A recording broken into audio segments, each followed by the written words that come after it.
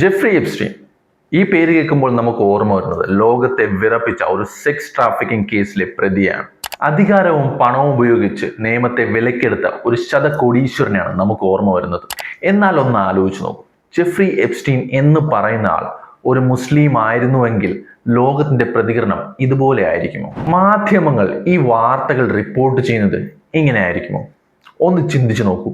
നിലവിൽ എപ്സ്റ്റീന്റെ കേസ് എല്ലാവരും ഒരു ഇൻഡിവിജ്വൽ ക്രിമിനൽ ആക്ടിവിറ്റി ആയിട്ടാണ് കാണുന്നത്. അതായത് എപ്സ്റ്റീൻ എന്ന വ്യക്തി ചെയ്ത ഒരു കൃത്യം. എന്നാൽ എപ്സ്റ്റീൻ ഒരു മുസ്ലിം ആയിരുന്നെങ്കിൽ പാശ്ചാത്യ മാധ്യമങ്ങൾ ഇതിനെ ഇസ്ലാമിക് സെക്സ് സ്ലേവറി എന്നൊരു ആംഗിളിൽ മാത്രം നോക്കിക്കണ്ടനെ, അല്ലെങ്കിൽ ഒരു പ്രത്യേക മതസംസ്കാരത്തിന്റെ ഭാഗമായി ചിത്രീകരിക്കപ്പെടാൻ സാധ്യത കൂടുതലായിരുന്നു.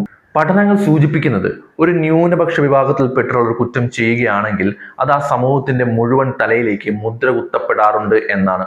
ഇതിനെ കളക്റ്റീവ് റെസ്പോൺസിബിലിറ്റി എന്നാണ് പറയുന്നത്. രണ്ടാമത്തെ കാര്യം, ഈ കേസിൽ ഉൾപ്പെട്ട വിദേശ ശക്തികളുടെ സാന്നിധ്യമായിരുന്നു.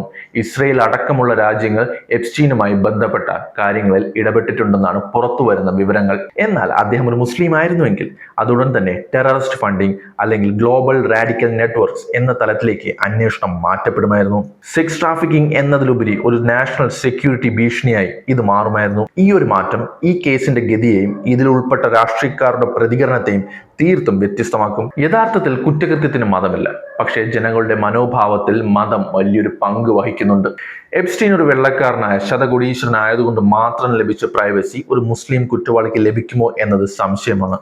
ഇതിനെയാണ് നമ്മൾ സിസ്റ്റമാറ്റിക് ബയാസ് എന്ന് വിളിക്കുന്നത്. ക്രിമിനലോളജിയിലെ പഠനങ്ങൾ പറയുന്നത് പ്രതിയുടെ ഐഡന്റിറ്റി അനുസരിച്ച് പൊതുസമൂഹം നൽകുന്ന ശിക്ഷയുടെ തീവ്രത മാറിക്കൊണ്ടിരിക്കുമെന്നാണ്. ചുരുക്കത്തിൽ എപ്സ്റ്റീൻ എന്നയാൾ ഒരു മുസ്ലിം ആയിരുന്നെങ്കിൽ അത് ആ വ്യക്തിയുടെ തെറ്റല്ല, മറിച്ച് ആ മതത്തിന്റെ തെറ്റായി വ്യാഖ്യാനിക്കപ്പെട്ടനെ.